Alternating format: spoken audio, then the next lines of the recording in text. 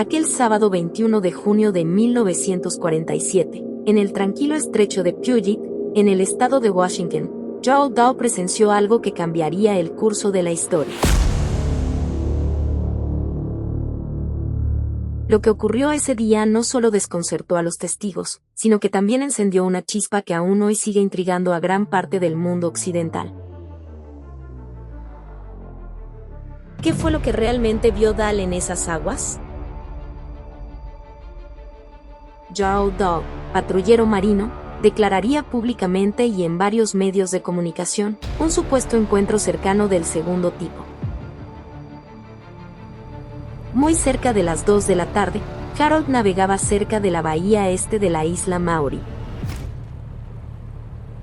Aquel día le acompañaría a su hijo de 15 años y su perro. Repentinamente, Harold escuchó un ruido que hizo que volteara hacia arriba. Cuando levantó la vista, pudo distinguir 6 aviones muy grandes con forma de rosquilla.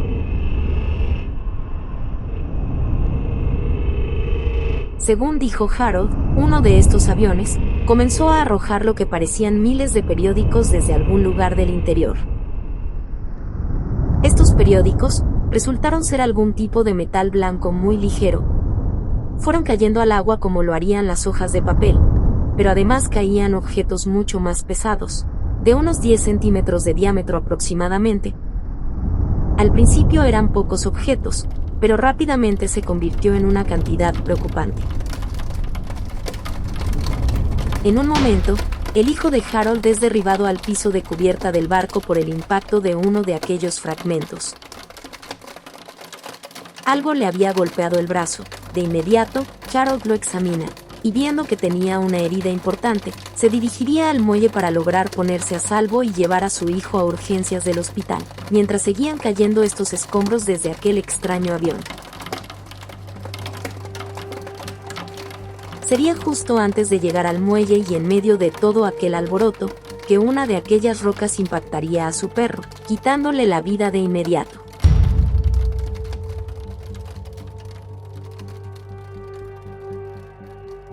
Ya en tierra y mientras su hijo recibía atención médica, totalmente consternado, Joe Dow hablaría por teléfono con su superior Fred Cressman, informándole lo que había ocurrido.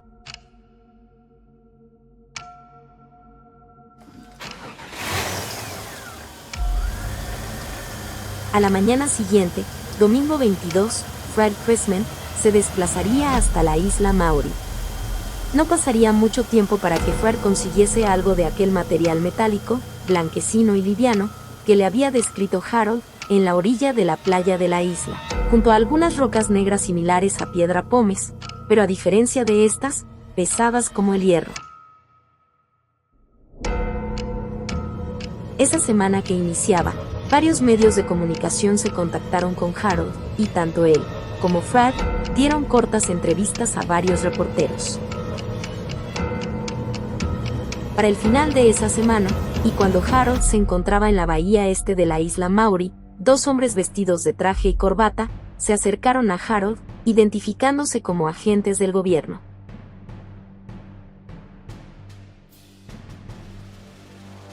Uno de aquellos hombres, y antes de que Harold dijese nada, comenzó a describir lo que Harold vio y cómo se sintió aquella tarde en la bahía de la isla Maori. Lo hizo tan descriptivamente que Harold podría haber jurado que aquel hombre estuvo junto a él en el incidente. Para finalizar, este hombre de negro agregó: "Lo que le he dicho es una prueba de que sé mucho más sobre su experiencia de lo que quiere creer". Antes de que Harold alcanzase a decir palabra alguna, el otro hombre que había guardado silencio le recomendó a Harold que no siguiese dando declaraciones acerca de lo sucedido en el estrecho de Puget. Ambos hombres de traje se alejaron mientras deseaban unos buenos días.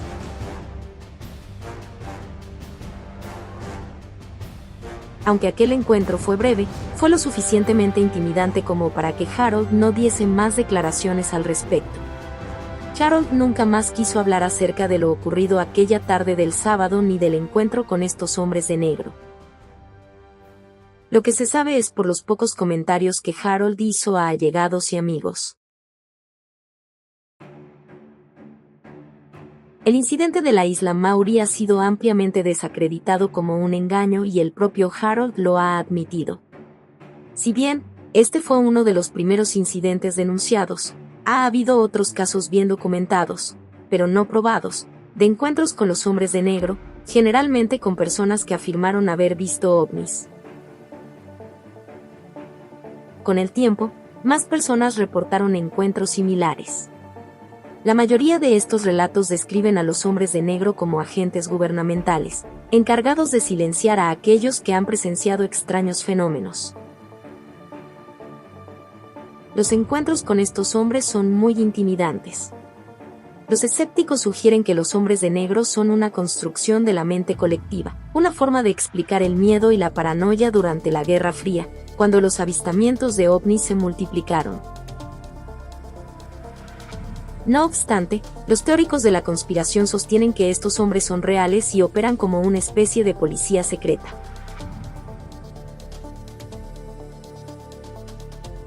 ¿Son los hombres de negro agentes del gobierno, entidades ajenas al Estado, o simplemente un mito alimentado por la imaginación? La verdad, como ocurre con muchos otros fenómenos inexplicables, permanece envuelta en el misterio. Si los hombres de negro realmente existieran y actuaran con la frecuencia que se describe, uno esperaría que su presencia dejara un rastro más evidente en nuestra sociedad. La falta de pruebas tangibles y documentadas sugiere que su existencia podría ser más una creación de la mente humana que una realidad. Aunque es fácil argumentar que los hombres de negro son solo un mito, el misterio que los rodea y la fascinación que despiertan las teorías conspirativas pueden seguir sembrando dudas en la mente de algunos. Después de todo, el temor a lo desconocido y el poder de la imaginación han dado origen a muchas de las leyendas que persisten a lo largo del tiempo.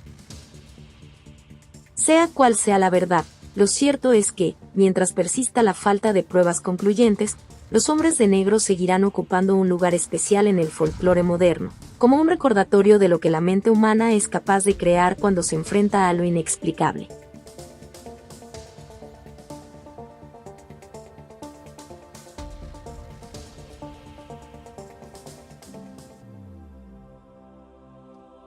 Gracias por estar aquí, nos vemos.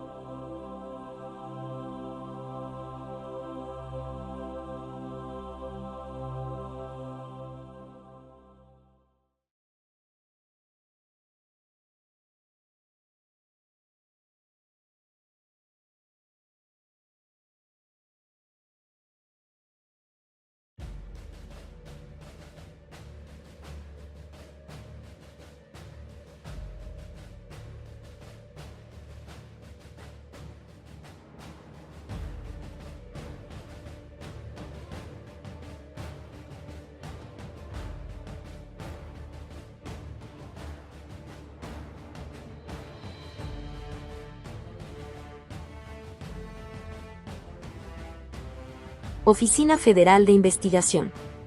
Departamento de Justicia de los Estados Unidos. 47 U.S. Courthouse of Justice. Seattle, Fort Washington. 18 de agosto de 1947. Transcripción. Estimado señor. Lo que sigue, en general, son los hechos relativos al resultado posterior de las noticias publicadas por el Boise Statesman y el Chicago Times, de que un M-52 que transportaba oficiales de inteligencia del ejército fue derribado o saboteado sobre Kelso, Washington, el 1 de agosto de 1947 porque transportaba algunos fragmentos de un disco volador. La historia original, relatada por Illegible, decía que Illegible, mientras patrullaba en su lancha cerca de Moy Island, Washington, avistó 6 discos voladores, uno de los cuales dejó caer objetos hasta tierra que se desintegraban, dañaron la lancha y mataron a su perro. Illegible escribió una carta a Illegible, de la compañía Ziff Davis, que publica revistas de aventuras fantásticas en Chicago, enviándole fragmentos del disco volador y relatando la historia anterior. Illegible pidió a Transvideo News de Chicago que verificara la historia relatada por Illegible, telegrafió a Illegible, confirmando Illegible, historia. Illegible contrató a Illegible, Boise, Idaho, que fue el primero en informar del avistamiento del disco volador y a quien, Ilegible, había hecho previamente un contrato para una historia relativa al disco volador, para que viniera a Tecoume y comprobara la historia relatada por Ilegible. Ilegible llegó a Tacoma, Washington el 30 de julio de 1974 y Ilegible, en su habitación 502, Hotel Winthrop, Tecoume, Washington. Ilegible también llamó al asistir a la reunión, Ilegible, United Airlines piloto que también había informado de ver fragmentos de disco volador, y el ejército de inteligencia para asistir.